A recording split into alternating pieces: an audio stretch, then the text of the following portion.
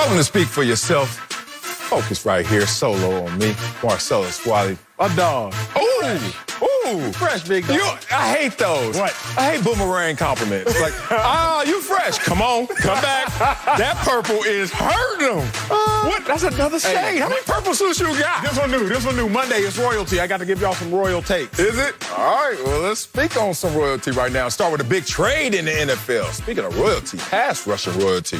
The Rams acquired 3-time All-Pro linebacker, my dog, Von Miller from the Broncos for 2 second-day draft picks in 2022. Los Angeles blew out the Texans this week and add Miller to a 7-1 team with a defense that already leads the league in sacks. So, Acho, does the Von Miller move make the Rams the best team in the NFL? The Rams already were the best team in the NFL, Marcellus Wiley. Remember, before the season started, I had the Chiefs and I had the Rams. I look awfully wrong on one of them teams in the Chiefs. I look awfully right on that team in the Rams. I have to interrupt this, and I know how you like to get your flow. Go ahead. You a damn lie. How, Sway? You said that in the beginning, but you must not believe in yourself because just last week, you had me sweating up there talking about the Packers. At 1A, and I had the Rams at 1B. Don't do me. They was both still 1. What about the week before that? Well, who have we? I forgot too. But the point is, it wasn't the Rams. That's all I know. Here's how I'm going to conclude it. I'll say it like this. Come on. The Rams are the best team in the NFL, though they don't have the best team in the NFL. I'm going to break that down and elaborate on that further. I think the Cowboys have the best team in the NFL. I think as far as talent, the aggregation of who do you have on your roster, the Cowboys have the best team in the NFL. But what you make them players do? The Rams are the best team in the NFL. To simplify it for all y'all, 2 minutes into the show, America, we had the most talented 4x100 relay men's at the Olympics, but we weren't the most talented. So there's a difference there. When you take the Rams that already have a generational pass rusher in Aaron Donald, 90.5 sacks, when you take the Rams and you add to that Von Miller, a generational pass rusher, 110 sacks in his career, and then you take a generational cornerback in Jalen Ramsey, you add all that together, you have them playing a home game at the Super Bowl in Los Angeles this year, big dog. You got the best interior pass rusher of our generation, the best exterior pass rusher of our generation, and might end up being the best cornerback of our generation, plus one of the best offensive minds of the generation, plus one of the best arm talent quarterbacks in Matthew Stafford of the generation. How you think they gonna fare? The Rams are the team to beat. They were before the trade, but now they said all in. They pushed all their chips in and said, we going all in. As far as having the best team, Cowboys talent-wise. Here we go, splitting hairs again. As far as being the best team, which is what I make my talent do and how I make my talent perform, that's got to be the Rams. Dearly beloved, we gathered here today. Ooh, boy, your take is all over the place. You know why? Because now you're trying to qualify your own takes, and they're not qualified to be a take. Boy, I can't wait to get into this one with you because you got me talking about the holy one, Von Miller. Let's go back to 2011. Actually, let's go back to 2010 when I first caught notice of Von Miller as I was working for another network over there, 4 letters. Now I dropped one off. You did too, and we did that. Dead weight. So we now here, right? And I'm like, yo. Every now and then you'll see somebody that not only flashes past your talent level, but just automatically push you into all-time generational talent level. That was Von Miller for me. I was like, what the hell? And his first step is what just blew me away. Everyone, right? Talk about it. You see that first step, and you say, Von Miller, next level. And now you see Von Miller right now, and you still see a semblance of that first step. More anticipation than it is just explosiveness, but he still has both, all right? But will Von Miller make the Rams the best team in the NFL? Hell no. One, by position, he's a defensive end. And last time I checked, playing that position, the best defensive end of all time doesn't even have a Super Bowl ring. Didn't get his team over the hump despite his team being in 4 straight Super Bowls. That's Bruce Smith. You know who Bruce Smith is, right? All-time sack leader and also most tackles from the defensive line position. To me, that sounds like the GOAT. Anyway, Von Miller, are you going to close the gap between where the Rams are and where the Arizona Cardinals are? Remember y'all played them. How did that go? Were they one Von Miller away? Were they one pass rusher away from closing the gap on the Arizona Cardinals? Hell no. So get out of here with that. Let's talk about who Von Miller is right now. Because I love, and I know you, Acho. I knew it. I was like, he's going to fall into the trap. Here's a trap. Here's a trap. No cheese. Oh, my God. They got Aaron Donald. And Aaron Donald, who's amazing. And Jalen Ramsey. And all of a sudden, now they got another name. This ain't no photo shoot, dog. Jalen Ramsey, Aaron Donald balling out of control. Von Miller balling in control, not out of control. You want to know why? First 4 games this year, 4.5 sacks. Okay, Von Miller. Now let's look at my dog. Since week 4, 0 sacks. What week are we in now? It happens. Okay. Oh, it happens? It happens. Actually, it happens a lot to Von Miller. It's interesting. This dude got an amazing career, but he finds a way at times to disappear and then resurrect, restore the roar. But just 2 quarterback hits since week 4, no tackle for losses since week 4, and just 2 tackles in his last 3 games. Here's why I bring this up. Because now Von Miller, his coach says he's far away from playing after the game yesterday against Washington. But now he gets traded to the Rams and everybody's talking about, oh, Von Miller back. So now I'm hearing conflicting reports on Von Miller. I'm here to tell you there are also a conflicting report about the resume currently of Von Miller right now. I love my dog. I know he can still go get that pass, that quarterback. But if you think he's the differentiator between where the Rams are and where the Cardinals are, where the Cowboys are, where the Buccaneers are, you're sadly mistaken. So the one thing that I have excelled at in the last 16 months, and I ain't excelled at a ton, but one thing I have excelled at is resolving conflict. Oh, really? So if you want to talk to me about conflicting reports, let me resolve that conflict for you. First and foremost, obviously Vic Fangio is going to say he's far away from playing. He's far away from playing for the Broncos. He wasn't far away from playing. But for those that think that Von Miller lost a step, can I show you why he ain't? You going over there? I gotta go to the big. Yeah, I want to go too. It's a new. You can come. I can come. I'm coming just cause. Everybody, tell me where to stand. Tell me where to stand. Are you ever gonna wash your shoes off white? I don't need to, Vic. Let's see what you got. Okay. All right. If Von Miller lost a step, somebody had to tell me when he lost it. Okay. This was just week 3. All right. Just about 4 or 5 weeks ago. Okay. Against the New York Jets. Now, this is my dog Von Miller. Roll the tape. Roll the tape. Roll the tape, please. My dog Von Miller, he highlighted right here. Oh, he in that 2 point. Marcellus Wiley, you can explain to me why are there 2 offensive players here? One being a running back, probably to chip Von Miller. Attention. Yep. Okay, so we gonna chip him. That ain't gonna work. Von Miller, he gonna dip on him. That ain't gonna work. And just like that, Von Miller got another sack, as he always does. So, Sel, yes. If Von Miller lost a step, when did he lose it? Did he lose it October 3rd? Did he lose it October 7th? Did he lose it yesterday? Yeah. Because he ain't lose it then. He didn't. That was just this season, sir. We're going to test our producers upstairs. I want y'all to reset that film right there. And I want y'all to know one thing about this. Look, I got to unbutton my suit right now and do what Von Miller just did. I just want you to know where the ball's being snapped right now. I want you to see this Gary Hogaboom, Vinny Testaverde, 1974 drop. That's 5 yards right there, Acho. Let's keep going. 10, 12-step drop. You don't even do that on Tecmo Bowl. 12-step drop. Not the shade on my boy Von, but a 12-step drop gets me out of retirement, bro. Here's my issue. Hello. Here's my 12-step issue. drop? Rookie? If my dog had 2 sacks week 1, he had another sack week 2. He had another sack week 3. He had a half a sack week 4. Then where did he lose the step? Did he lose it in week 5? Did he lose it in week 6? Actually, did he lose it in week 7? He got hurt in week 7. So where did he lose the step, Sal? You know, only half a sack in his last 5 games as a Bronco. I understand some of that is by injury, but some of that is by it's not the same, dog. Look, you always preach to me that I always lean on equity, like what your name used to be. Of course. Now we're looking at a Von Miller, 2016, 2017, 2018. He goes through these dry patches. Then he resurrects himself. But let's talk about climbing back up that mountain. Once you're at this phase of your career, it's harder to climb up that mountain because he's had the hits, he's had the injuries, and the explosiveness is not there. If you came on this big board right now to just really floss our suits out, being real, but more importantly, to show me a 12-step drop sack by Von Miller is right. He's going to close the gap from the Rams and the best team in the NFL. Let's go back to this. Do we have to? Yeah, let's go back to this. Let's go back. Let's go back. This ain't the world. This ain't it. And y'all, next time, cue up a better tape.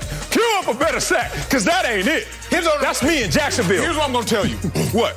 The difference between winning a Super Bowl and losing a Super Bowl, one play.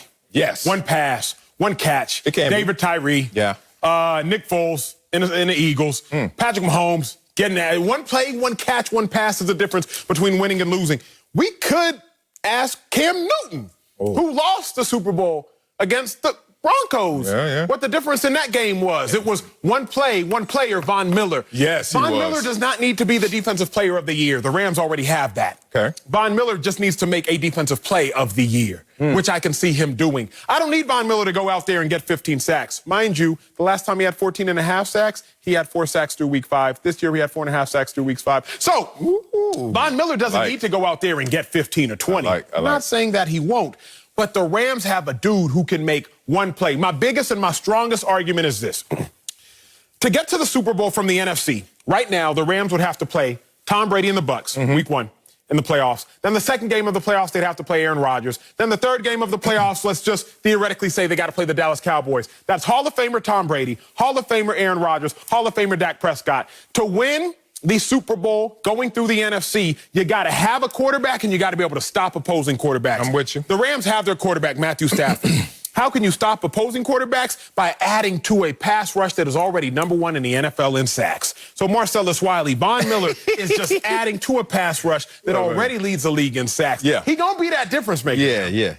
What is better than the best in terms of rankings? When we're talking about the #1 team after the quarterback in sacks, which are the Los Angeles Rams, do you think that that's an abundance of riches, or maybe it's a little redundant in terms of what we're trying to do? You already get after the quarterback better than any other team, right? And that's what Aaron Donald, who's been double-teamed the 4th most of all defensive linemen. That's amazing. You're #1 in sacks, your top dog gets double-teamed 4th most, and y'all still sit there at #1. Then you add someone who's aging, injured, injury-prone, lost something, whatever the conversation may be, he was expendable in Denver.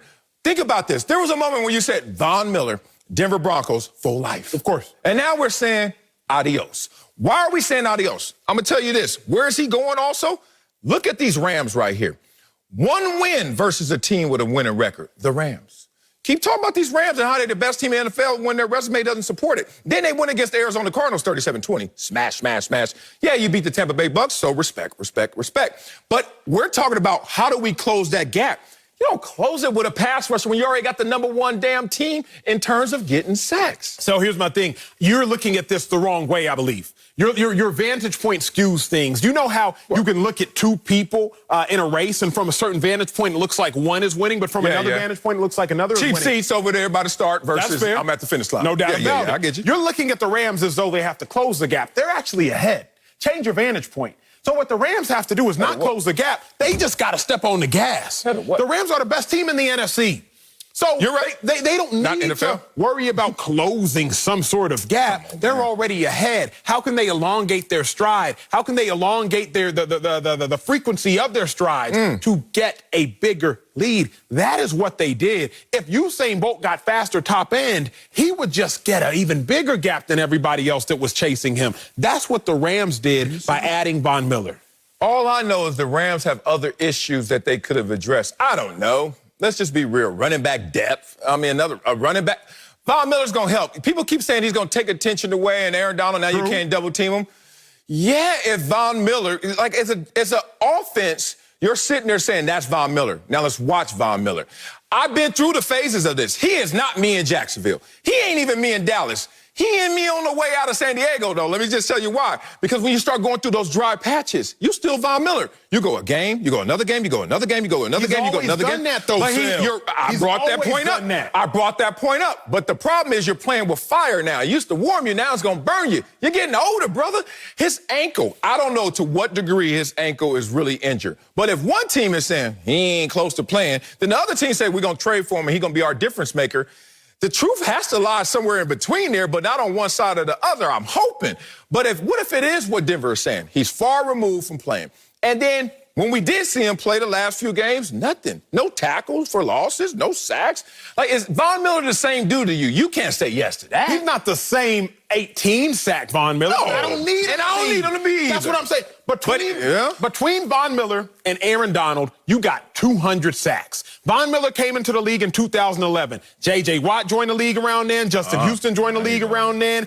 Cam Jordan, Ryan Kerrigan. Since 2011, Von Miller leads the NFL in sacks.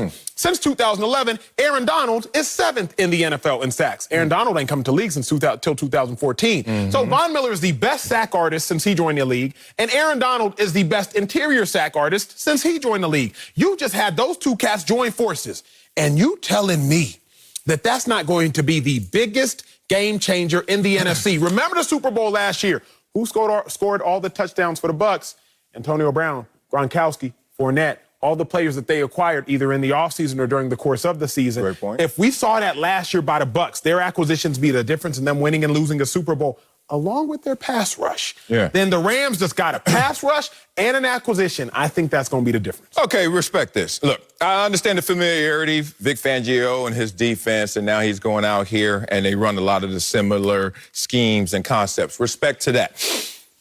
If Sean McVay, is he a genius to you, Sean McVay? I say believe yes. so. Yeah, Yes, sir. Okay.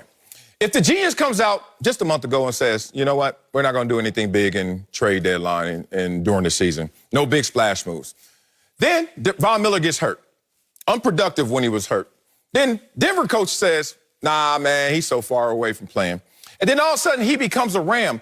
Do you think they saw this coming?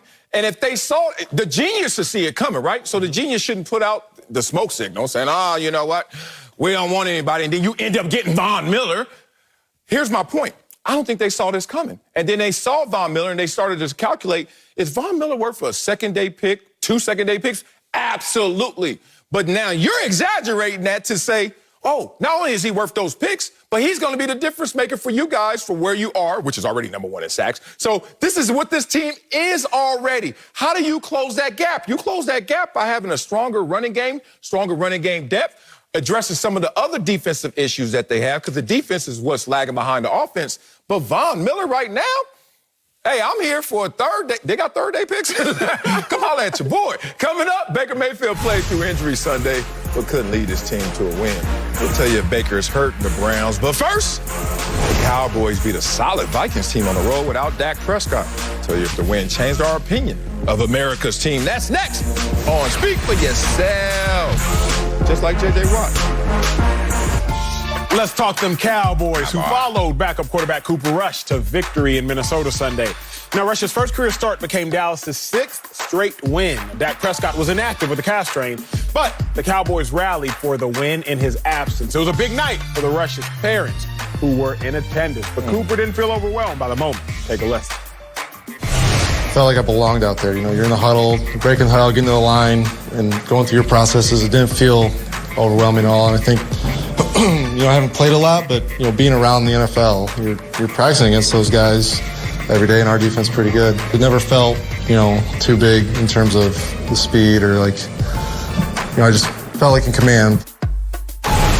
So, Sel, did the win versus the Vikings change your opinion of the Cowboys? No, not at all, because I already had a high opinion of the Cowboys. Maybe mutual. I'll find out from you later. But I already thought that they were a top-tier team in this league. And also, this couldn't move me off my opinion one way or the other, because this is the same team that last year, that was a lesser team, went out there after a bye week and went on the road and beat the same Minnesota Vikings and beat them in similar fashion. Both wins came down to the fourth quarter. In both those situations, took a late lead in the fourth quarter. Vikings do. Cowboys get the ball, 2 minutes to go, and oh my God, the fortunes of the Cowboys change, and they win a game without Dak Prescott. How many games did Dak Prescott win last year? You and I always have this conversation and argument. One-ish? 1.5. I knew it. One is a change. One-y. All right, 1-ish, 1.5, somewhere in that range. They won 6 in totality, right? Remember the Cowboys last year, that sorry team? So if that team wins 6 games without their star franchise quarterback, that means 4-ish of those games came from others, right? This Cowboys team, those others, are checking those necessary boxes on the road to the riches. That's why my opinion didn't change of the Cowboys. My opinion of the Cowboys didn't change because most people in this world don't realize something until it's already been realized, right? Our rearview mirror is clearer than our windshield. Like, yeah, You know what? That decision made sense. Oh, we won without him. Oh, my God, look at us. We're showing mental resolve. Our team is tough. We're ironclad fist. But when it's happening in the moment, we just kind of like, whatever. I'm looking at this Dallas Cowboys team is now checking all the necessary boxes to show everybody, but more importantly themselves, that they are ready for anything that comes their way. The adversity that may come from the outside or even some of the challenges that come within. Point being, Dallas Cowboys top tier before this game and certainly after. My opinion definitely changed, and I'm not too proud to admit, Seldit, my opinion of the Cowboys vastly changed after yesterday's performance. The Cowboys have the best team in the National Football League. When you can remove your best player and you can still go out there to Minnesota, when your left tackle, future Hall of Famer Tyron Smith, gets hurt during the course of the game, and your backup quarterback can outperform their starting quarterback, and you can beat the Vikings on a primetime game, you got the best team in the NFL, talent-wise. Because if you remove Dak and y'all still were talented enough to win on the road, your receivers still balled, Zeke still did what he had to do in totality, and most importantly, the defense held a Vikings offense that was top 5 to 278 yards. A Vikings offense that averaged over 400. You held Kirk Cousins to 184 yards. Kirk Cousins, who averaged 285. You held Dalvin Cook to 78 rushing yards. A Dalvin Cook who averaged 90 plus. Then you got the best team in the NFL, talent-wise. Now, did my opinion change of the Dallas Cowboys as far as where they fall in the NFC? No. It didn't change my opinion of them being the 4th best team in the NFC behind the likes of the Rams, the Packers, the Buccaneers. It did not change that opinion, but it definitely changed my opinion of what they can do without Dak Prescott. Without Dak Prescott prior, I was like, man, the Cowboys, they'll win some, but they're going to lose more than they can win. But if we being real, America, if the Cowboys just beat the Vikings on the road with Cooper Rush, who cannot they not beat the rest of the season, even without Dak? Let's go. They got the Broncos next. They got the Falcons after that. Then you got the Chiefs who ain't playing well. You got the Raiders, you got the Saints, you got the Cardinals. The only teams that the Cowboys cannot beat, even without their starting quarterback, is the Raiders, I would say, the Cardinals, I would say, and the Saints. Outside of that, Cooper Rush can have the Cowboys finish at 13-4. This Cooper Rush can lead the Cowboys to 13-4. They're that talented to you. They are that good of a team. So that is how my opinion changed. Well, look, they ain't beating the Saints. Of course, I said Saints. They not beating the Cardinals. They not beating the Raiders. Yeah, put the Saints, flip the Saints. They could beat Trevor Siemian. Like, we're going to get Cam Newton? If they get Cam Newton, maybe not. Focus on this. Okay, let's stay on this topic. Damn, I'm trying to get that Cam in that topic. Cam, get a job, damn it, so we can talk some Cam. Damn. Cowboys. I don't understand you. 1, I actually watched this show. 2, I'm in this show. So 3, it's like, really, I'm like invested in all this, in this show. A-Block, you argue me. Rams the best team in the NFL. Rams are the best team. Cowboys have the best team. You smart enough to know the difference, Columbia. Yeah, but I don't know what you're trying to do right now. I think you're trying to protect yourself for later conversations in case the Cowboys actually are the best team with the most talent. Because I don't know what fence you're running on right now, but your jeans are ripping. Here's how I'm going to break it down. I think the Cowboys have the most talent. If the Cowboys play the Rams will win. So the Cowboys have the best team, but having the most talent isn't as relevant as what you do with the talent that you have. So I'm saying that after watching the game, the Cowboys have the most talented roster in the National Football League. I was scared you were going to go there. Yes, go ahead. The Rams are the better team. Okay. The Cowboys have more talent, but just because you have talent does not make you better. What do you do with that talent? Okay, who's better, Dak Prescott or Cooper Rush? Okay, funny. Okay, so if you're going with the lesser, but your team still gets the ultimate prize, which is the W, then it's a little more than talent in this conversation and the process of making you get that W, right? It's not just talent-based because we went out there a little under in terms of our talent, a little undermanned, right? So that means that something else is at play. And if there's something else at play, then it's not just a talent conversation when it comes to the Dallas Cowboys. What else is at play? Coaching. Yes, sir. And you know what kind of coaching? It starts at the top. Like in everything in this world with the head coach, Mike McCarthy. Yes, sir. I have boxed you in of what they say right now. I want you to highlight and I want you to also praise Mike McCarthy in this moment because he went out there with Cooper Rush and just beat Kirk Cousins and Dalvin Cook on the road. And it wasn't a talent conversation. Yeah, you still got your receivers. Yeah, you still got your running game. Yeah, you still got your defense. But even that defense was porous last year when you got that W. So all these improvements, despite some places were not as talented, has to mean that it was coaching more so than physical talent. And here's my take. Yes, it was coaching. Thank you. But who are we going to attribute the coaching to? Don't do it. I still like Sean McVay, head coach of the Rams, more than I like Mike McCarthy. But if you want to start talking about subordinates, that's different. If you want to start talking about Dan Quinn, I can rock with you. If you want to start talking about Kellen Moore, I can rock with you. If you want to talk headman to headman, Mike McCarthy to McVay, I like McVay. But for me, the difference maker for the Cowboys is not Mike McCarthy. Why? The difference maker, if you're going to give some credit, Why? we got to talk about their DC Dan Quinn. If you're going to give some credit, we got to talk about the what do you always say? I like to say isolate variables. You always like to say something else that doesn't make sense. I ain't go to UT. And you always say something where you're like, we want to focus in on something. It's something corny anyway. I'm sorry. I forgot it. But the point is, let's isolate these variables. Was Dan Quinn there last year? No, sir. Did they beat Minnesota on the road last year? Look at your face. Sure, but I would hate to be your brother. When you have erroneous correlation. It's not erroneous if you just walk with me. I walk with you so many places. I know the soup I fresh. burn more calories. I know the soup fresh and you want your limo, but damn it, walk with me for a second. Okay, go ahead. Was Dan Quinn there last year? No, sir. Okay, so Dan Quinn, we're not going to give you full credit for this win this year because last year they did it as well.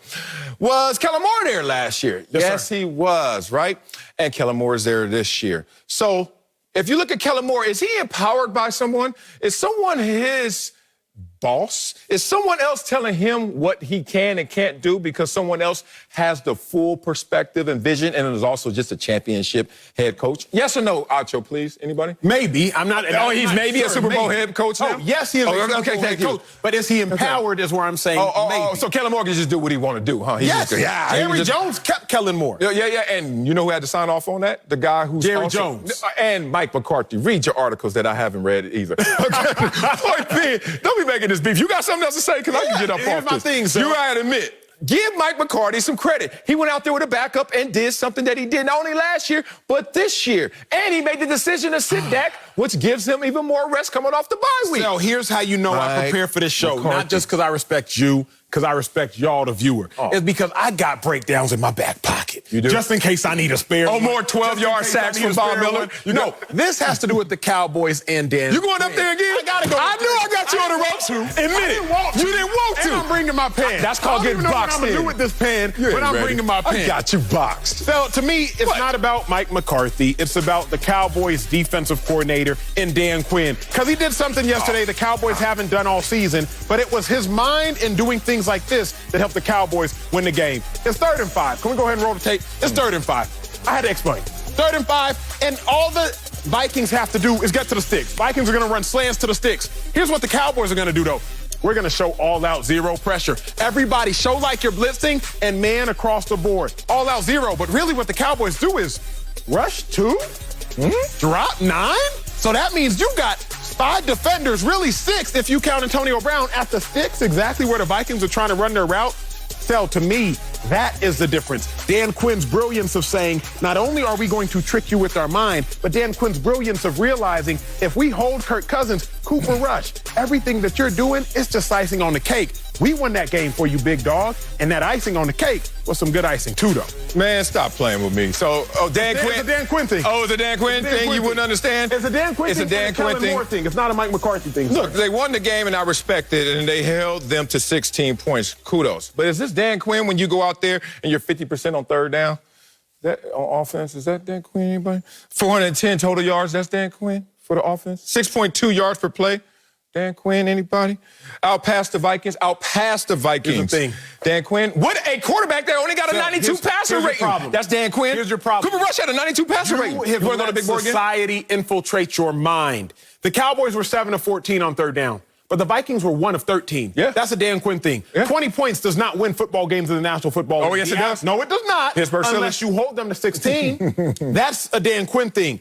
Kirk Cousins having 184 yards when he averages 285. That's a Dan Quinn thing. Oh, okay. Dalvin Cook having 78 yards when he averages 90. That's a Dan Quinn thing. Yeah. The Vikings offense having 278 yards when they average 414. That's a Dan Quinn thing. The reason we can sit up here and gloat about Cooper Rush is because the Cowboys held the Vikings to 16 points. On average, in the NFL, you know it takes 24 to 26 to get a dub. Oh, Not 20. Not Not 20. I give you that. But you also got to respect that the head coach is Dan's boss, and also Dak resting is not a Dan Quinn Jerry thing. Jones is Dan. Well, you can do Jerry Jones fine, but then after Jerry Jones is Mike McCarthy. It ain't Dan Quinn. Dan Quinn wasn't even there last year. Who has the authority to fire and hire Dan Quinn and Kellen Moore? Not Mike McCarthy. Because who really? hired Kellen Moore? I can tell Jerry you. Jones. Who retained Kellen Moore? Jerry Jones. Who made Mike McCarthy fire his DC? What? Jerry Jones. Yeah. Jerry Jones is hiring the DC and the OC. Look, anywhere the owner owns, does in his name.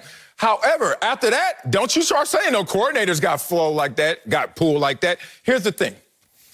Mike McCarthy is the one that said, Dak, chill. You think, oh, no, I'm sorry. In Acho's world, it's Dan Jerry. Quinn. I think Jerry Jones. Okay, said Jerry that. did. And who signs off on that? Jerry. And I played there, bruh. I got into a beef. You want to know why I got released? Let me tell you why I got released. I was sorry. No, seriously, there was a... I ain't going to bore y'all with that. Bill Parcells. Time now. Bill Parcells and Jerry Jones. Look, it's the same thing that happened with Jimmy Johnson and Jerry Jones.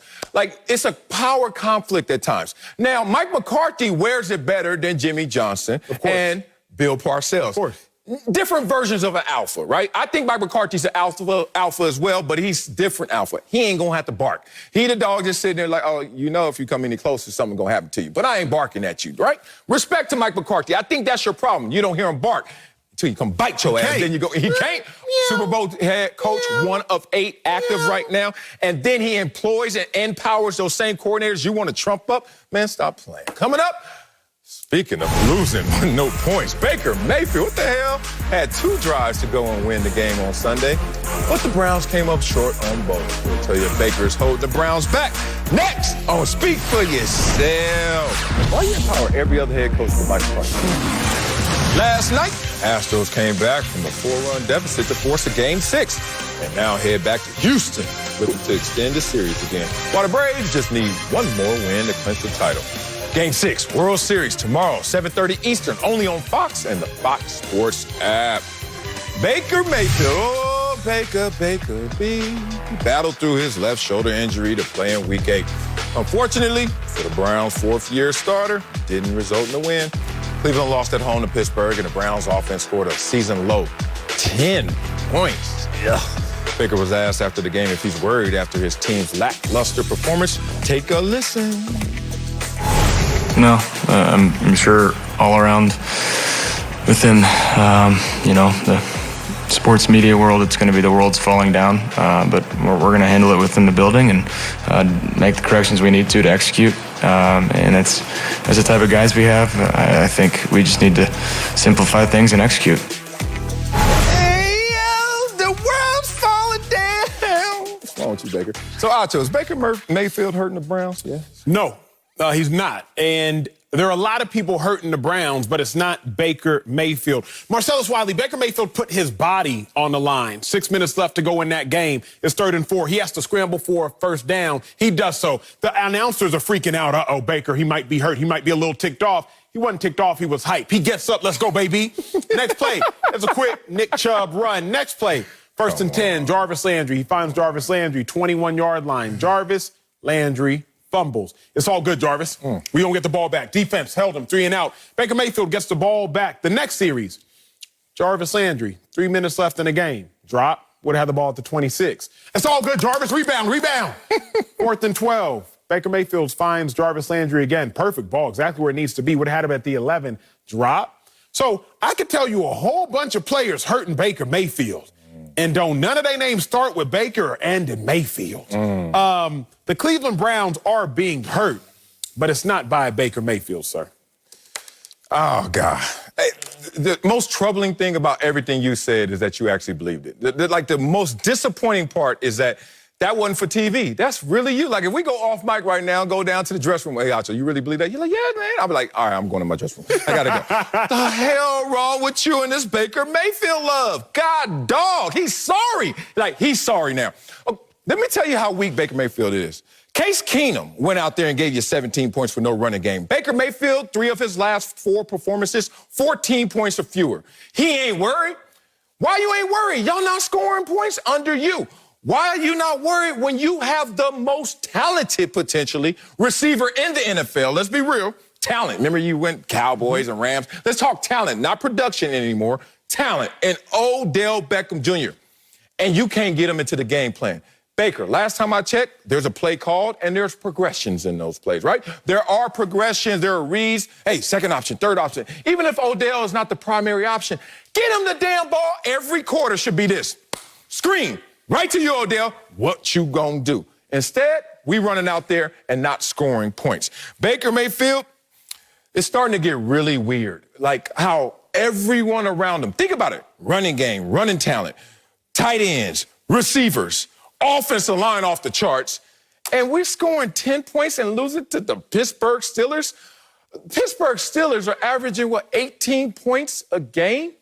And no team averaging that, or even around that, has a winning record but the Pittsburgh Steelers. They're finding ways to win games, the Pittsburgh Steelers. And the Cleveland Browns are finding ways to lose those games. The first way that they're doing it by not scoring enough points because of their quarterback.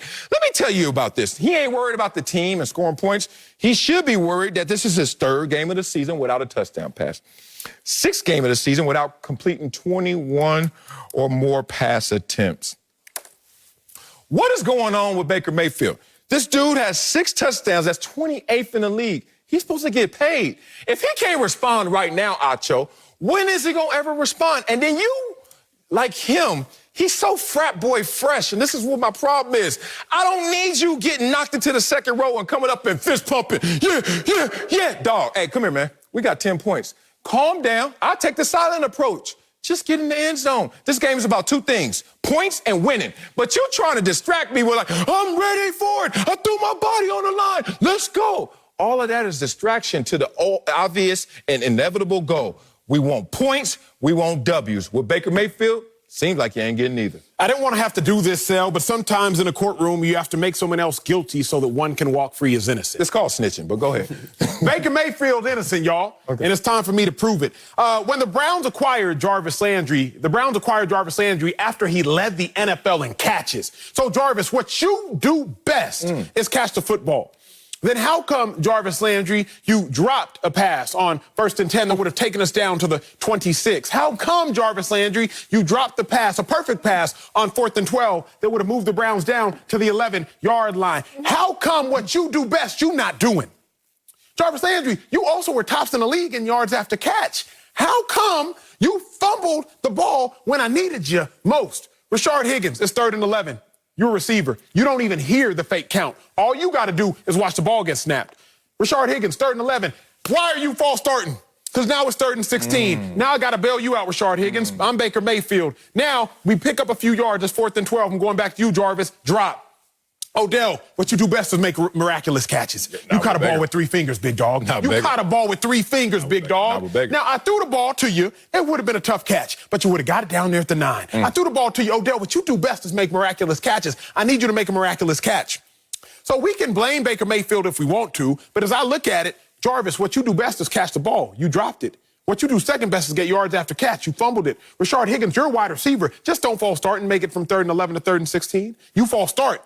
And now everybody wants to come blame me, Baker Mayfield.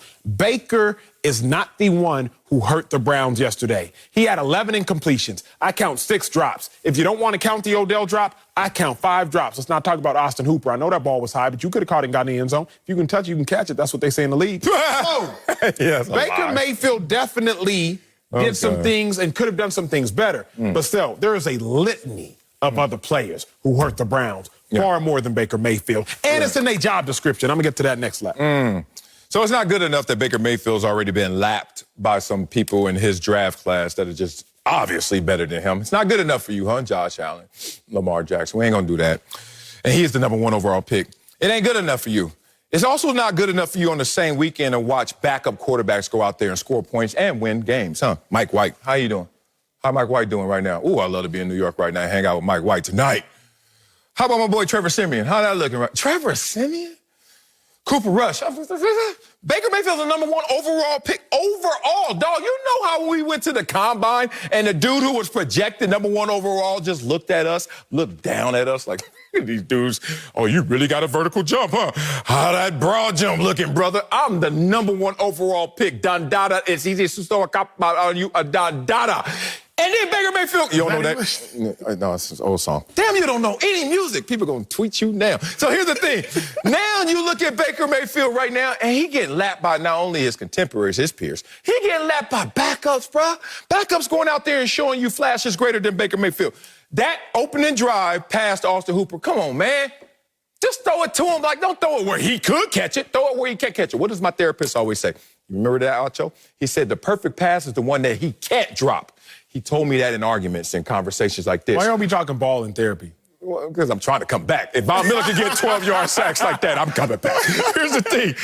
Baker also throw the ball to OBJ. You know the dude got some confidence issues working with you, and you got some confidence issues as well working with him. Just throw it where he can't drop the ball. That's 2 bad ones right there. But here's a bad one beyond yesterday. Baker Mayfield in his last 16 regular starts. Last time I checked, before this year, that was a full, complete NFL season. 18 passing touchdowns. Is that good? All right. Is that underachieving if you're Baker Mayfield? Absolutely. 18 passing touchdowns in the last 16 regular starts. This dude is hiding in plain sight, and people like you also don't want to call him out. Here's my biggest issue with critique of Baker Mayfield. What? We penalized Baker Mayfield twice. We penalized Baker Mayfield for not helping the Cleveland Browns, but we don't ask Baker Mayfield for help. And that's my biggest issue. We penalized Baker Mayfield for not throwing for a lot of passing touchdowns. But Kevin Stefanski, that's not what he's asked Baker Mayfield to do. Marcellus Wiley, I very simply look at it like this, Mr. Married Man. If your wife does not ask you to help clean the house, then she can't get mad at you when she walks back in and she sees that the pillow was left on the ground instead of on the couch. Furthermore, she definitely cannot get mad if you all hire someone to clean the house. The Browns have hired other people to do a job. They don't ask Baker Mayfield to help to do certain things, but then we want to penalize him when he does not help. But they never asked him for that kind of help. They asked Baker Mayfield, don't turn the ball over. He ain't done that. They asked Baker Mayfield to galvanize the team. He does that. They asked Baker Mayfield, hey, just get the ball to our receivers when we need you to. He did that, and they dropped it. Don't penalize Baker Mayfield twice. Don't penalize him for not helping when y'all didn't ask him for help. You asked Nick Chubb for help. You asked Jarvis Landry for help. But you didn't ask Baker Mayfield to do these things that you now want to criticize him for not doing. Come on, man. First of all, you sounded hella single right there. I be joking when I be talking that single. Boy, you get married, you get argued, get yelled at. I got 2 nannies. I try to help around the house. My wife doesn't ask me, and I still get yelled at. You know why? Take the pitcher out, right? Here's a drink. All right, full of ice. Okay, pour it in there. Cool. Oh, is that a touchdown? Yeah. Baby, you're just gonna leave that out? Baby, damn, I'm over here distracting you.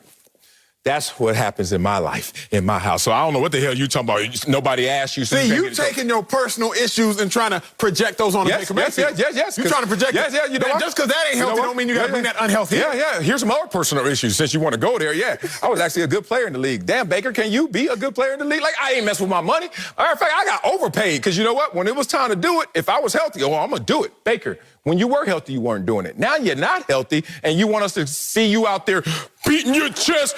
First down. Who gives a damn? What else did you want him to do yesterday, Let me tell you this. What else could he have done? You ready?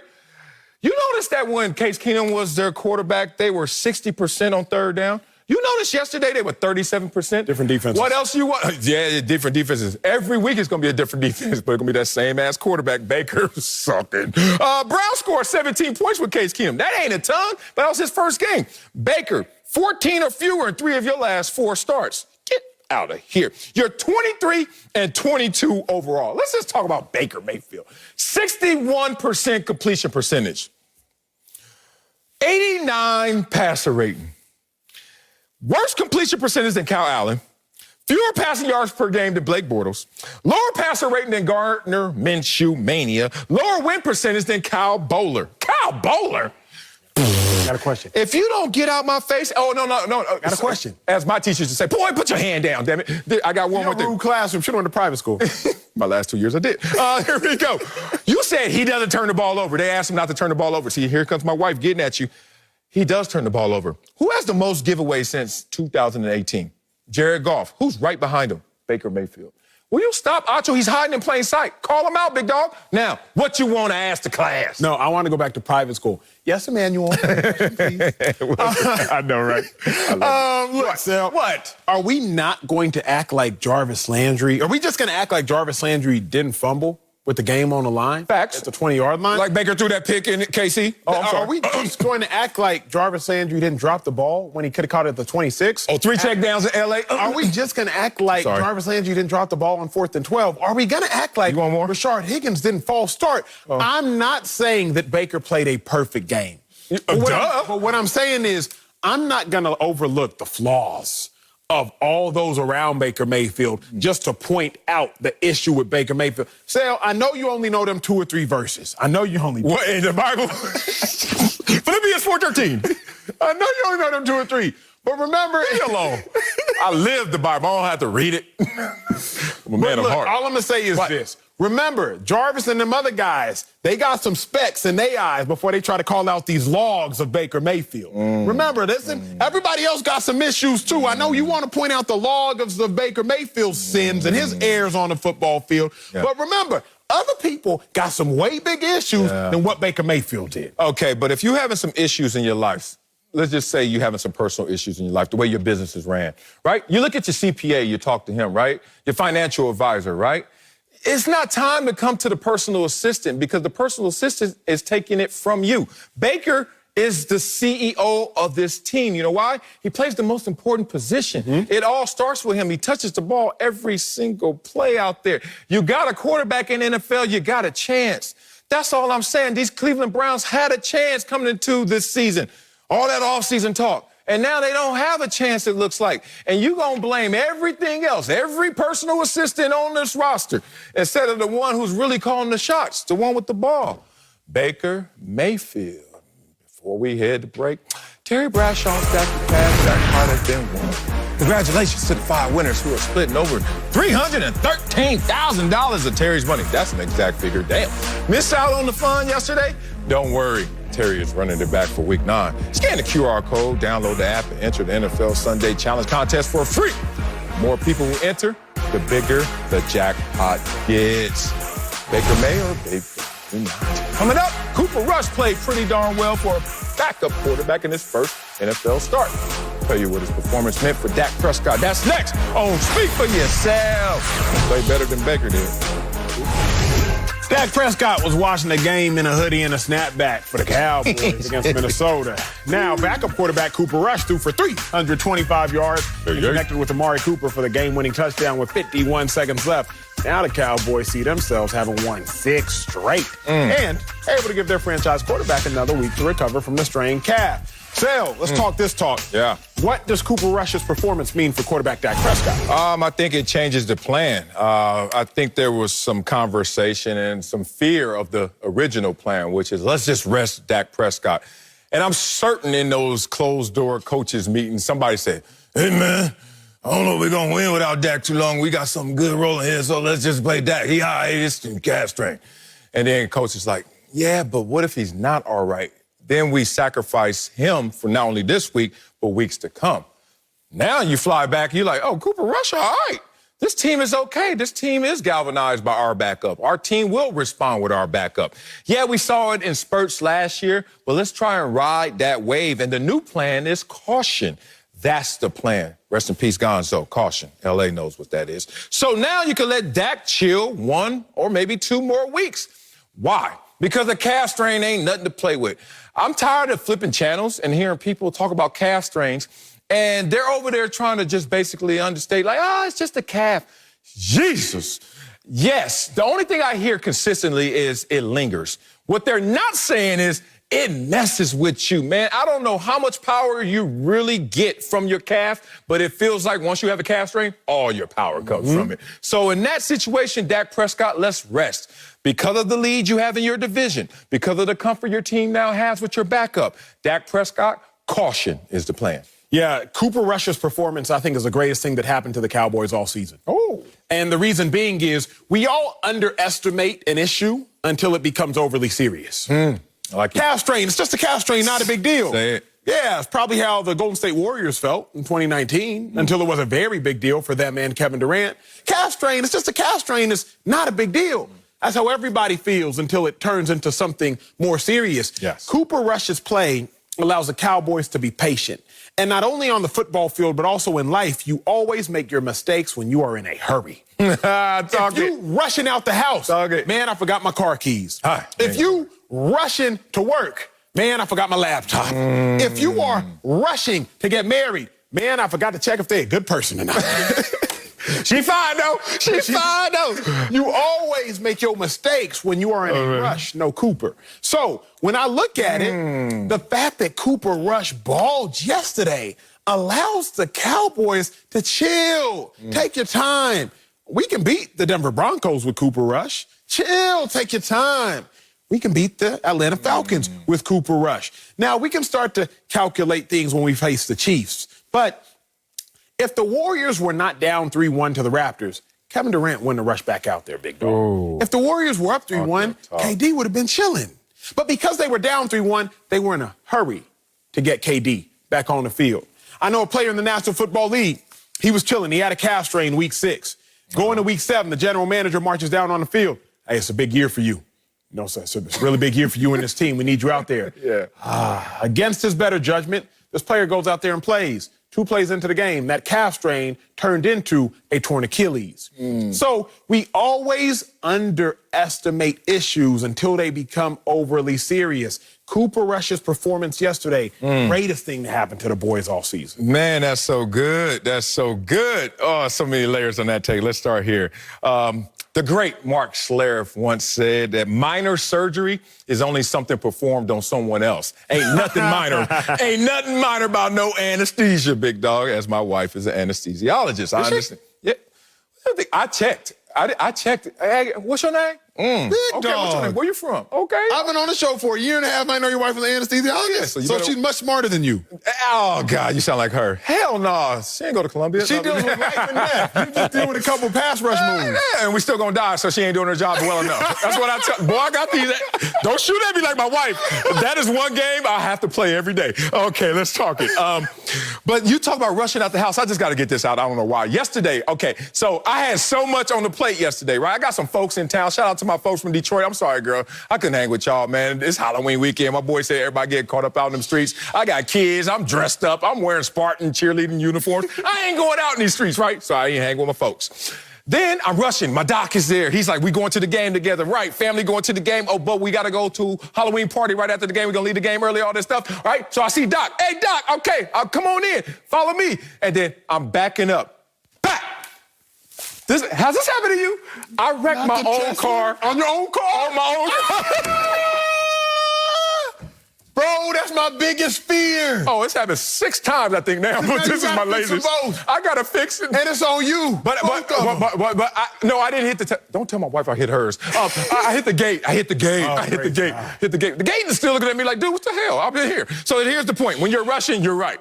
You gonna mess something up. Let's not rush Dak back right now. Cowboys are 5-3 in their last 8 games without Dak since last season. Is that a winning record? Yeah, Baker would cry for that right now, a winning record. Cowboys have a 3-game lead over the second-place Eagles, who looked good yesterday, but whatever you take from that and beating up on the Detroit Lions. Point being, if you look at these Dallas Cowboys, and then could your starter lose some time and come back and you still get it all? Yeah. 2019, Patrick Mahomes, remember that? Week 8, week 9, knee injury. What happened? 1-1 in those games. What happened? They won it all. Tom Brady, 2016. Peyton Manning, 2015. We remember that. You go all the way back to my days, 98. John Elway missed some time, still went out there. Troy Aikman did it as well. Point being, these Dallas Cowboys can still get where they want to go. even if Dak misses some time and hits his own gate. Coming up, Falcons star Calvin Ridley announced yesterday he's stepping away from football to focus on his mental well-being. We'll have a discussion on NFL players prioritizing their mental health. Next on Speak for Yourself. Eagles All-Pro left tackle Lane sat down with our friend Jay Glazer for an important discussion on mental health. Johnson opened up about his own battle with anxiety and depression. Meanwhile, Falcons wide receiver Calvin Ridley announced Sunday that he would be taking some time away from football to focus on his mental well-being. Acho, what is your reaction to your friend Lane Johnson and Calvin Ridley opening up about their battles with mental health? Man, well, first and foremost, obviously Lane, a former teammate and a friend of mine. I give all my kudos and respect to Lane Johnson and the other athletes, especially in the NFL, for opening up about mental health. Lane Johnson said that he felt like he was living in hell. He said he was vomiting blood. He said his hands were tremoring. He left the Philadelphia Eagles and told no one, just drove back home. That's how crippling his mental health struggles were. Lane Johnson's an all-pro. Yeah, beast. Pro Bowl, 6'5", 330-pound man. But felt like he was living in hell inside his own body, so he sought help. That takes a bunch of courage.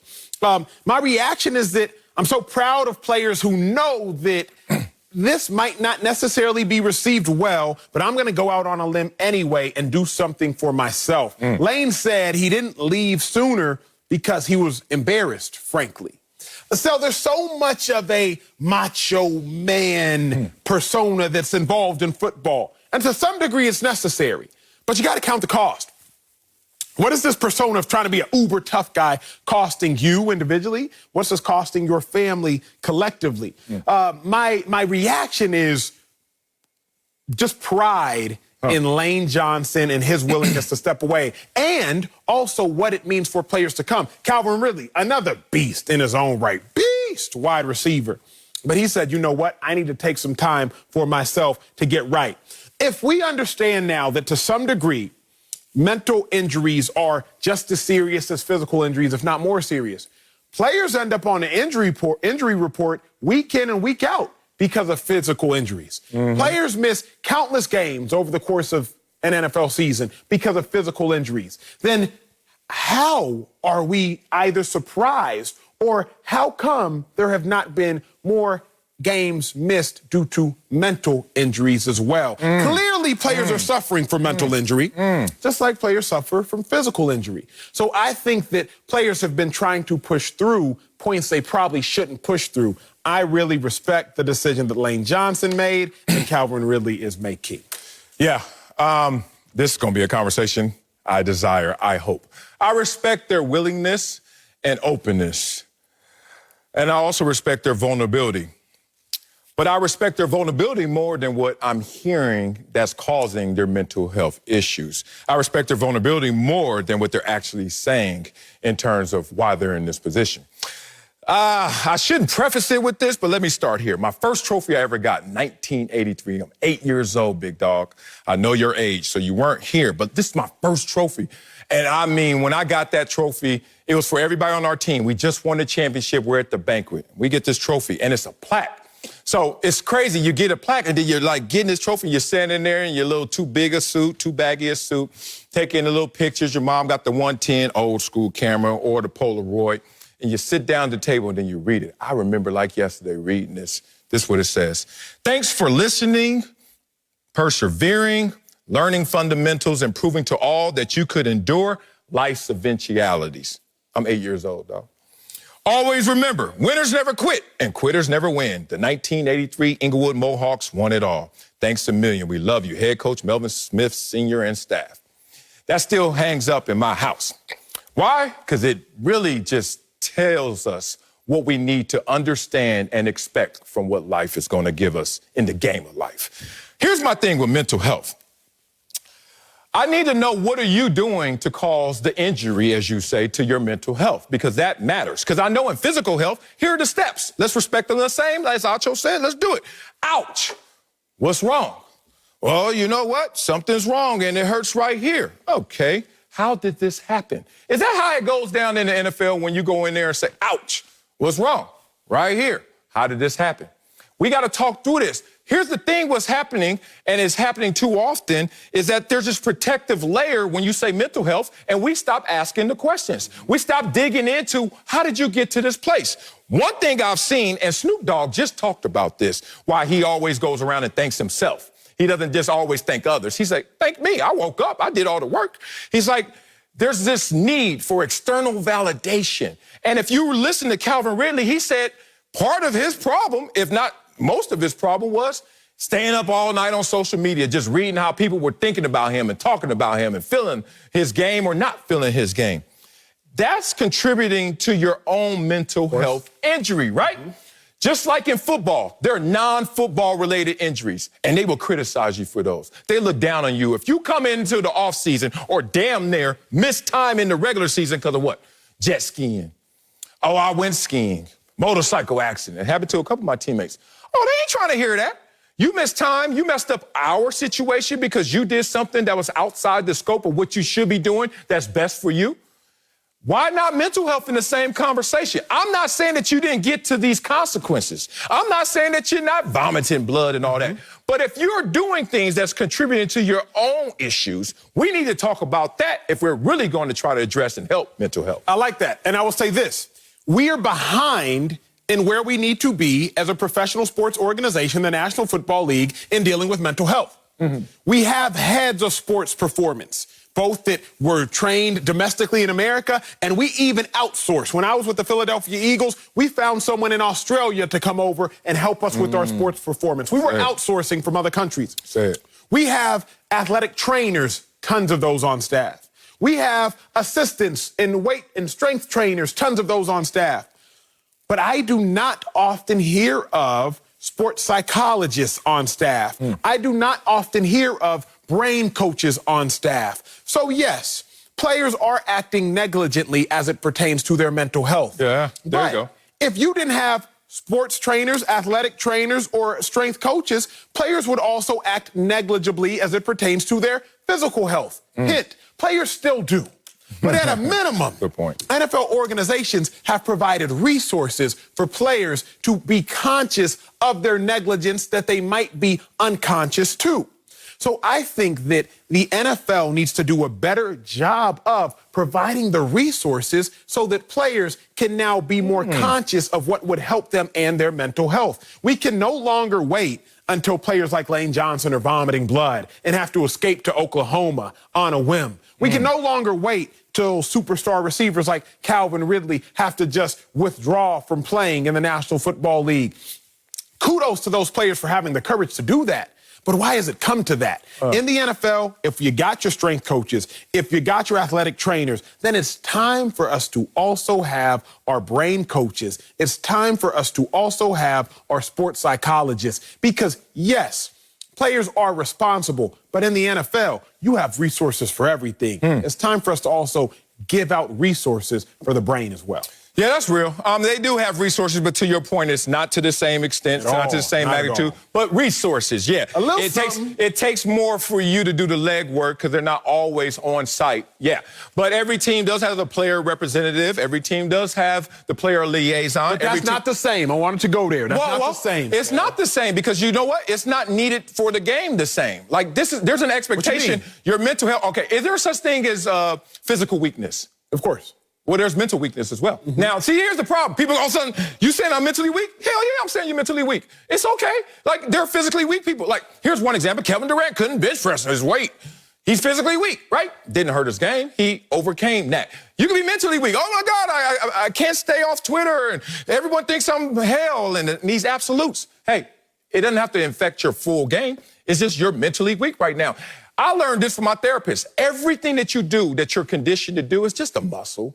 It's just like you got to train it. Is it in shape or is it out of shape? Like if you snap in arguments, guess what? Your argument muscle is weak. You need to be able to discuss like we do on our show. That's why we ain't all hot takey like that. Let's talk about this because in this world, there are no solutions, just trade-offs. Let's talk about the trade-off with mental health right now because it's getting so protected, this fine layer of film that's just keeping everyone from really piercing through it and saying, what's wrong with you? You okay? I'm going to talk to Lane. I'm going to talk to Calvin. like I love them, like I would my loved ones, like I did my own daughter. My own daughter, for a second there, started to get into this lane because she knew there was a support system out there. Oh, you're going through this. You got to do this and this and this. Oh, it's overwhelming, isn't it? And she started to internalize that. And me and her had a talk, one of them real talks. I said, let me tell you one thing. Don't add it up, baby. And she was like, what do you mean? I was like, everything that you just listed, don't add it up. They're all individual. They're all interdependent. They connect in your mind, but don't add them all up because that will feel overwhelming, even though you have to handle all of these individually. Let me also say this. These cats today are having too many inputs. I told you this example before. It's the soundboard. When I used to DJ festivals and big, gigantic concerts, I got a soundboard at home right now. It's this big. I go to those concerts, it's bigger than a studio. And it's just input, input, input, output, output, output. Here's the problem. You have to have a master's degree to know how to make that a perfect sound when it's that much. These guys got too many things going on in them and coming to them, and then all of a sudden want to complain about it when they don't want to do the work, the master work, to make sure that they're okay and having a pure harmonic sound. My last point is this. I look at everybody out there and I'm like, yo, we talking football, so let's stick in our vacuum. Football's built on Darwinism, dog. Survival of the fittest. I'm sorry, it's not arrival of the weakest. Like, it's survival of the fittest. If you can't play football physically, get your ass out of here. If you can't play football mentally, get your ass. Like, that's where football is. Now, how do we make football for those who say, I am playing, but can I enhance my capabilities? I think that's what you're talking to. But this whole new world where I can't even play, I could warm up and now I can't play because I was on Twitter. Hey, that means you don't want to play football, and that's okay. What I'm saying is this. The NFL must provide the resources before it is too late. In my mind, Lane Johnson throwing up blood is too late. In my mind, Calvin Ridley having to withdraw from play is too late, particularly if you are for the Atlanta Falcons. Why? What I'm saying is this. The NFL, you provide resources for everything. I got traded from the Cleveland Browns to the Philadelphia Eagles. Hey, Emmanuel, you need help apartment hunting? We got you. We'll set you up with the realtor. Hey, Emmanuel, you need help moving your furniture? We got you. We'll set you up with the moving company. You land instantly. First person you meet, the video guy. Second person you meet, the head strength coach. Hey, Emmanuel, we got you on watching film. We got you on lifting weights. But in the midst of all that, y'all gave me a realtor. Y'all gave me a moving company. Y'all set me up with the videographer, and y'all set me up with the strength coach. What's up with helping me with the mental transition? Because I was just in Cleveland with a whole bunch of dudes that I had just grown with affinity with over the course of a year after being drafted there. Now I'm being traded off to a whole new city where I don't know anybody. Shout out Nick Foles. That's why I got an affinity for my dog. He took me in as soon as I got traded to Philly. So I just leave one city at 21 years old after tearing my MCL, go to another city, and I don't know nobody.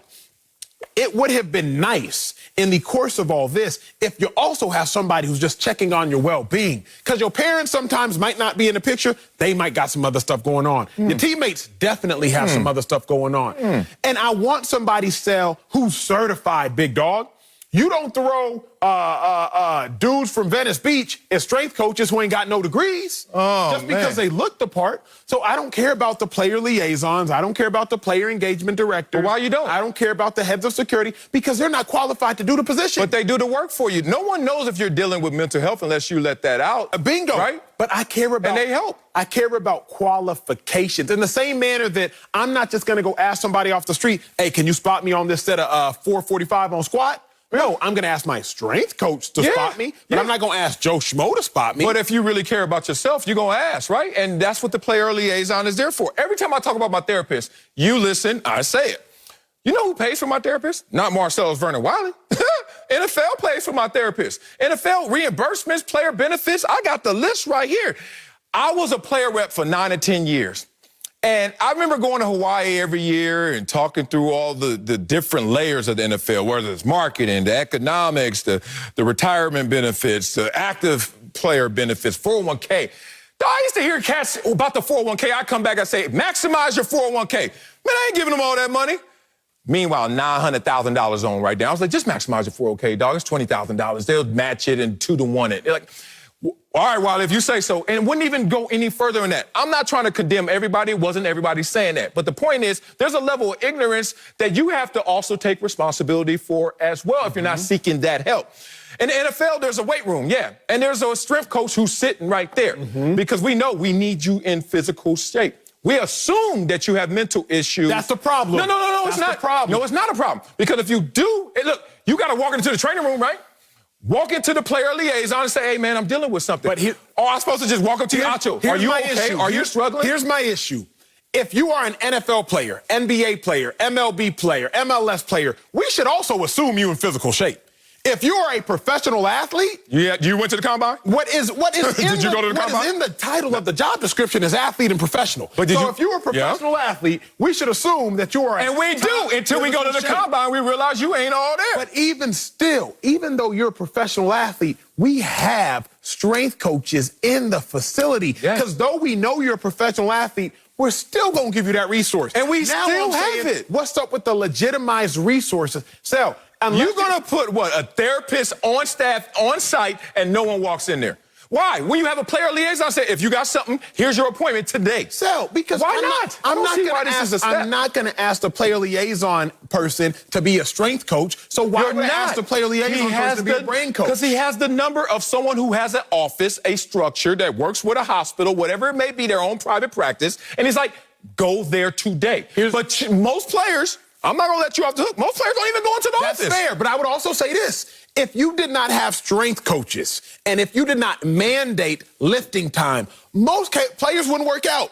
A couple dudes who work out on Fridays, them same dudes that do them 25 curls and them 25 triceps and them 100 bench presses and them abs, those dudes would be working out. But if you did not mandate working out during the course of the week, I'm telling you right now, and you know better than I because you played longer than I, 60 to 70% of dudes might work out once a week. Okay. But First of all, what's your mental health issue? Like, if you tell me you was up on Twitter all night and now you don't want to play in the game, I don't think you got a mental health issue. I think you got a priority issue. And that ain't got nothing to do with you need to choose better. It's like my 6-year-old son. He likes Legos and he doesn't like brushing his teeth. You know what I say? As an incentive, you can play with your Legos once you brush your teeth. You got to put things in the right order. These dudes are putting things in the wrong order. Who cares about your likes? Why? You've got a career. So, I agree. But in the same breath, the NFL does things to mandate physical health. When I was in Philly, 2013 with Chip Kelly, the first thing you do when you walk into the building is pee into a cup. Yeah. That was the very first thing we did every day. Yeah. Not to drug test you. He wanted to check your hydration level. Right. Now, if you're a professional athlete, you should probably not have to be told to be hydrated.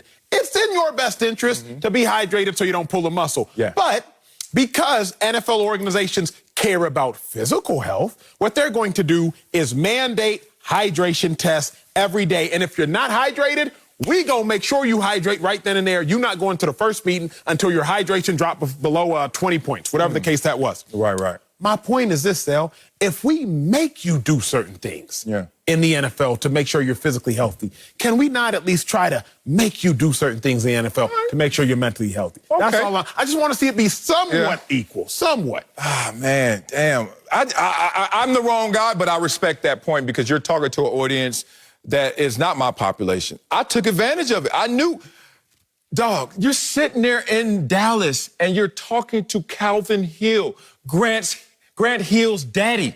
I got to talk to Grant Hill's dad every single week, every single day if I wanted to. And he would ask me a litany of questions. And you could BS if you want, or you could get some answers and some help if you want. I guess the resources to me are there. You're saying make them right here instead of like one more step. I like the NFL the way it is, but I get it. It can always improve, always enhance. Coming up, the LA Rams led the league in sacks this season, and they just added sackmaster Von Miller. We'll tell you if anyone is stopping. Who is stopping, huh? The Rams. That's next on Speak for Yourself. Hey, you okay, man? The Rams made a big move today, trading for 3-time All-Pro defensive end Von Miller. Miller joins a stacked defense that already features big names like Aaron Donald, Jalen Ramsey. Los Angeles made a splash when they traded for Matthew Stafford in the offseason, and the new-look Rams are off to a 7-1 start. Wow. Acho, who's stopping the Rams in the NFC? Well, one of three things. I spend every Saturday let me start with answering the question. You're about to lie. A random event. I spend every Saturday with Chris Peterson. Remember, coach for Oh, Boise yeah, State, yeah, coach yeah. for, Oh, that's a nice dude Washington. from the outside. Phenomenal human Yeah, being. And he says there are 3 things in football that you have to be able to withstand over the course of a game. Momentum swings, adversity, random events. The only thing that's going to stop the Rams from winning a Super Bowl, or at least getting to the Super Bowl, is a random event. A punter arbitrarily drops the punt because of nerves. The holder fumbles a snap.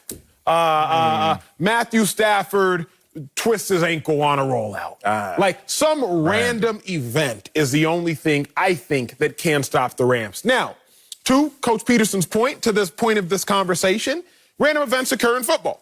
So you might be like, hey, Acho, that's a part of the game. Yeah. To which I'd be like, bet. But I can't come out here and say, oh, it's going to be the Cowboys. They're just going to go out there and lay it to them. It's going to be the Cardinals. They got their number. You've seen they've already beat them before. I'm not going to come out here and, based on any sort of data that I've seen in the past, be able to confidently say something that I can confidently speak to will stop the Rams. No. I think it'll be some sort of random, unforeseen event, if at all. The only other thing is not one team or one person. It will be the accumulation of body blows.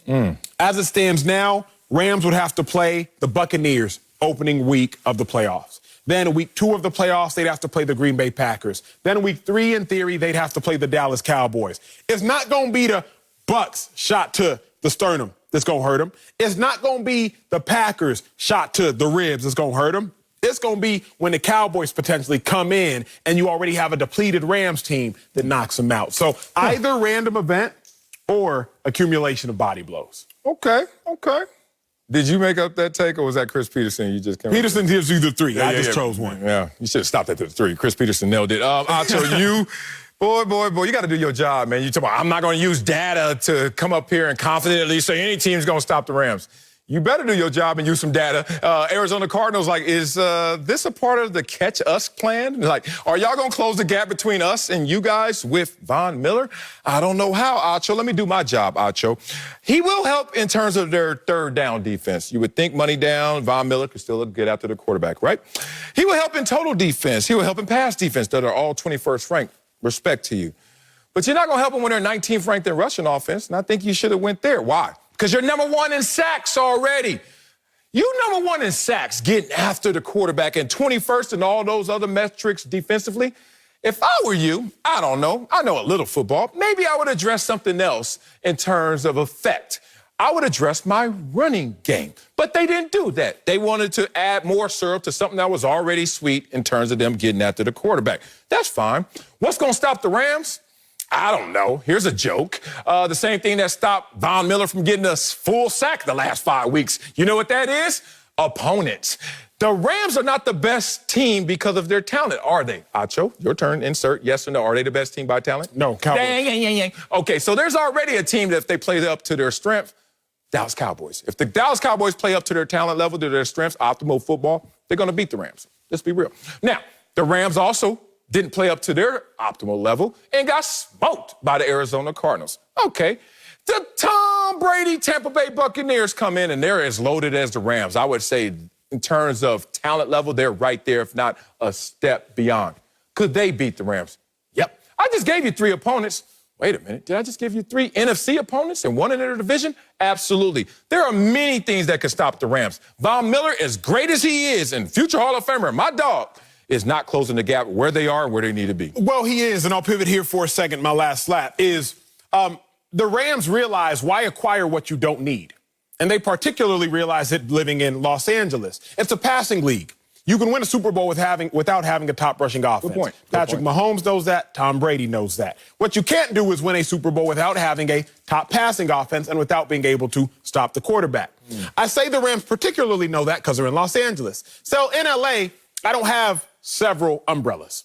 I don't need them. I got multiple pairs of sunglasses. But in LA, I don't have Ugg boots. I don't need them. I might have some swimming trunks, but I don't need Ugg boots. I don't need umbrellas because it's always sunny in Los Angeles. With that being said, the Rams realize they don't need a great running game in a passing league. Why acquire what you don't need? Now, does it help to have multiple pairs of sunglasses in LA? Probably. Do you need multiple umbrellas? Probably not. Do you need multiple running backs and a vaunted rushing game in a pass-happy league? Not at all. Does it help to have multiple pass rushers? No doubt about it. Leonard Floyd, Aaron Donald, Von Miller. So we can speak to, well, the Rams could have got some more running backs. Yeah, and I could have got some more umbrellas. That's totally unnecessary. I think we should go to break. We should go to break. That was amazing, but I got Uggs. Shut your... I be wearing my Uggs. Do I? Every morning, all morning. Flip-flops, I swear. No, I'm gonna tweet you a picture of my Uggs, and I'm gonna sign them on the side. They gonna bring them in. They gonna stank. Coming up, Baker Mayfield's Browns are 4-4 after losing to the Steelers Sunday. That little fur in there, oh, it's humming. It's comfortable, but it stank. We'll tell you if the Browns made a mistake starting Baker next on Speak for Yourself. Maybe I should wear socks to him, huh? You gotta get some Uggs. Baker Mayfield was cleared to play on Friday and suited up for the Browns in their loss to the Steelers yesterday. Now, Baker threw for 225 yards, but no touchdowns. He said he didn't feel limited by his left shoulder. However, the Browns appear to be limited. They're sitting at 4-4 on the season and won the only game started by backup Case Keenum. So, Sal, did the Browns make the right decision in starting Baker Mayfield? Not at all. Baker Mayfield, not limited by his shoulder, just limited by his performances. Man, Baker Mayfield is messing this thing up royally, especially on the offensive side of the ball. You can look at all those weapons, and you know these names. These are household names. OBJ wasted away, eroding away because of Baker Mayfield and his performance. Last night, I looked up some numbers and saw that Baker Mayfield, you were bad on third down, 37% compared to Case Keenum, who was 60% in his first outing with this unit. Case Keenum scored 17 points without any running backs, and then you go out there with 14 or fewer points in 3 of your last 4 starts. Yeah, I added that up. Baker Mayfield, 18 passing touchdowns combined in the last 16 starts. This is an issue. Second most giveaways since he's been in the league. What's going on, bro? Like, he's really wasting away. Look, Jarvis Landry is no longer the Jarvis Landry of Miami, catching every ball. OBJ is just gone. You can take his initials away. The acronym is gone. No more OBJ. And now you see the running game when it's not supporting them. What is Baker Mayfield? Like, dog, we all play football. And we know, hey, man, I think I'm important. I think I'm important. Oh, you play quarterback? Yeah, you're really important. And this team right now has hit a wall. Everyone's saying it's a broken offense. Yeah, because they got a broken quarterback in Baker. Man, why you take away Odell's initials, big dog? Man, it's gone. It's just all. He's just all. Man, it ain't his fault. If he didn't waste all of his ammunition up in New York and eating pizza and baking soda, wherever she had. I had baking soda. She was over there crumbing. The point is, he would spaz out right now, but he used all that before. I'm going to spaz for him because Baker's wasting your boy. Man, I think that Baker Mayfield, it was the right decision to start him yesterday. So the reason is, as I watched the game, rewatched the game, think about the game, what could Case Keenum have done that Baker didn't do? Score more points. How? Not if Jarvis Landry's fumbling the ball at the 20-yard line with the game on the line. Not if Rashard Higgins is false starting on 3rd and 11 with the game on the line. Not if that's the one play. OBJ. No. OBJ play. That ball went like this. That ball's supposed to go here. OBJ would have caught it if he wasn't going to get killed by Minka Fitzpatrick coming across the middle. What could Baker have done? What could Case have done that Baker couldn't do? As I look at it, nothing. What? It wasn't Baker's fault that Jarvis dropped 2 passes in the 4th quarter with less than 3 minutes left. It wasn't Baker's fault that Jarvis fumbled with under 6 minutes left. It wasn't Baker's fault that Rashard Higgins had a false start with about 5 minutes left. It wasn't, 4 minutes left. It wasn't Baker's fault for none of them things. The only play I look at and I'm like, come on, Baker, Austin Hooper. You threw that ball high. Even if you put that ball on target, I still don't think Austin Hooper gets in the zone. Yeah. We don't know. Yeah. I think what you're thinking about is with hindsight bias. You got 20/20 bias. You understand, well, Baker lost, the Browns lost, so Case Keenum could have been a better decision. As I look at it, Baker played a game that was good enough to win. Jarvis Landry didn't play a game that was good enough to win. I know that much. Wow. Let me say this. No, I'm not looking at it with any bias. Have I ever said that before? Maybe you should go with Case Keenum. Yes, I have, too. Anybody in your family affected by crack? You smoke crack? Anything in your family? No? I had an uncle, for real talk. Crack. He was on crack. And it was so disturbing to watch. Because where are you going with this? You're going to find out. This is you. Your love is blind, just like my grandma's was with her own son. Look, you just can't see it. And I'm like, Grandma, everything missing, everything going away. It was real stuff going down. And she just kept making excuses for that dude. And finally, she had to cut bait.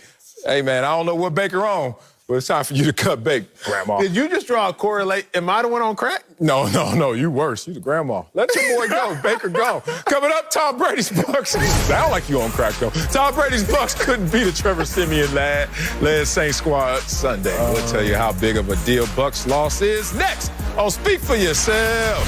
Oh, no, he just was playing with your money. He wasn't trying to take it, baby.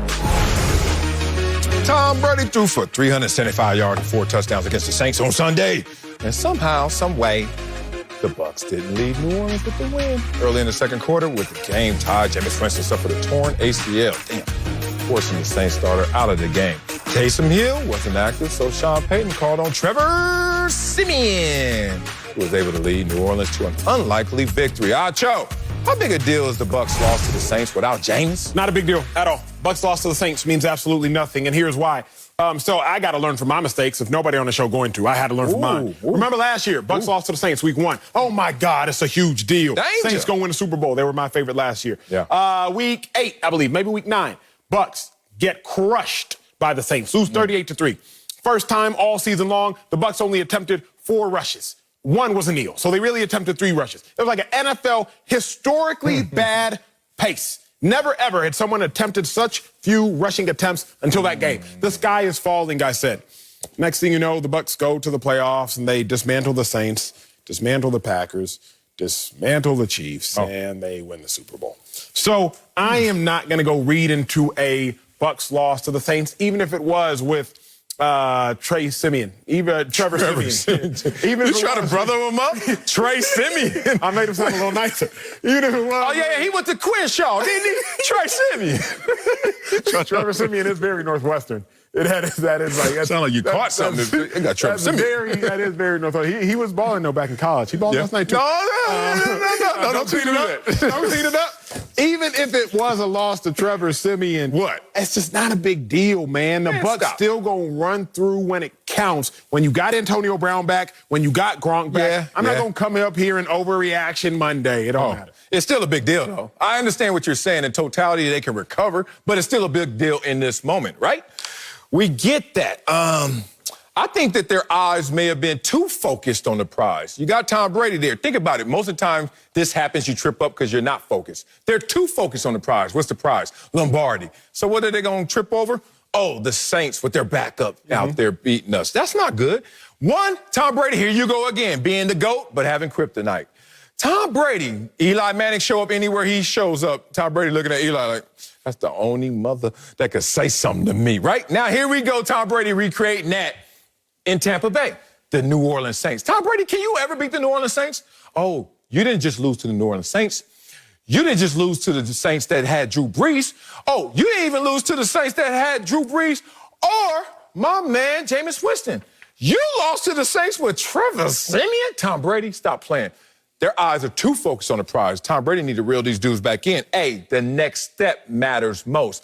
You're supposed to take care of the business that's at hand, especially when it's players that shouldn't even be on the field with you. Trevor Siemian, Tom Brady-led Super Bowl champion Tampa Bay Bucks should not lose to that team, and you know that. But still, the only reason it matters is if it will have any sort of future implications. This game is going to be irrelevant for the Bucks next week. It'll be very irrelevant for the Bucks when they get Gronk back. The game's going to be irrelevant going forward. So if this game had any sort of future implications on the Bucks, I'd be with you. But otherwise, it's a meaningful loss. Brady wasn't even tripping. That pick 6, it was on me. I had the wrong read. If Brady not tripping, I'm not tripping because I spent all last year tripping. Wow. Just to avoid being wrong again, you're not going to be right this time. Okay, catch that. Coming up, Odell Beckham Jr.'s star has faded since he joined the Browns. Damn, you ain't lying. We'll tell you if OBJ should demand a trade out of Cleveland. That's next on Speak for Yourself. Odell Beckham Jr. had 1 catch for 6 yards. Damn. He lost to the Steelers yesterday. Ocho Cinco, that's Chad Johnson. He weighed in on Odell's situation in Cleveland, tweeting that there is, quote, no reason Odell should have 1 catch, no matter the bleeping circumstances. The trade deadline is now less than 24 hours away. So, Marcellus Wiley, should Odell force his way out of Cleveland? Oh, you can't say the force word.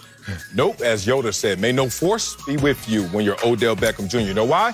He already used that card. He already played that card. He already used that up in New York. So now he just has to let them understand what this means. What does this mean right now? You have wasted away one of the best receivers that the game has seen. You have wasted them away not only by the play calling, but by your personnel choice and your quarterback selection. Baker Mayfield, you should feel bad about this, dog. You shouldn't even be able to sleep at night wasting away Odell Beckham Jr. and act like you good. That ain't right. Why you blame this all on Baker? Because he's the quarterback. Who else gonna give him the ball? Yes, Odell should get out of Cleveland, but he shouldn't force his way out of Cleveland because he shouldn't have to. We saw the huge Von Miller trade today, and Von Miller didn't have to force his way out of Denver. The two parties mutually agreed, hey, it would be better, Von, if you sought action somewhere else, and we will get something in return. Deshaun Jackson, he doesn't have to force his way out of Los Angeles. Head coach Sean McVay said, hey, if you want out, we're going to give you that freedom to do so. So I don't even like the verbiage of saying Odell has to force his way out because everybody's going to start thinking of that bad behavior Odell Beckham. He should get out, but not by force. Yeah, he definitely needed to get out and get his name back. Kind of Randy Moss when he was with the Raiders, go to the Patriots. Sunnier skies ahead. That's it for us. Watch that live next.